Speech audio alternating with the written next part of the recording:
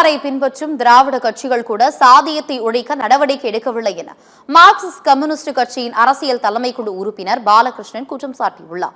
கரூரில் Marxist communist கட்சி மாவட்ட குழு ஆலோசனை கூட்டம் நடைபெற்றது.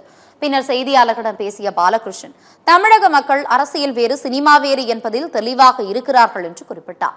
வெறும் சவடால் பேசினால் மட்டுமே ஆட்சிக்கு வந்துவிடலாம் என்பது தவறு என்றும் அவர் கூறினார்.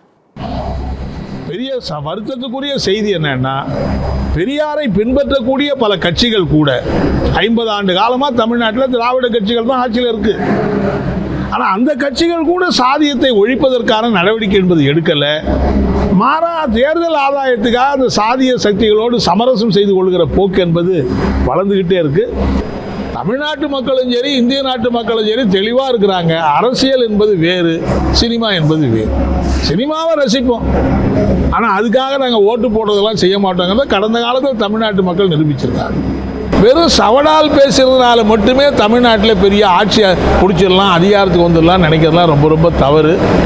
கூட்டம் வருவது என்பது பொதுவாக இங்கே மட்டும் இல்லை, தமிழ்நாடு மட்டும் இல்லை, இந்தியாவில் எந்த மாநிலங்களில் சினிமா நடிகர்கள் போனாலும் பல லட்சக்கணக்கான மக்கள் திரளுகிறார்கள் என்பது யதார்த்தமான உண்மை.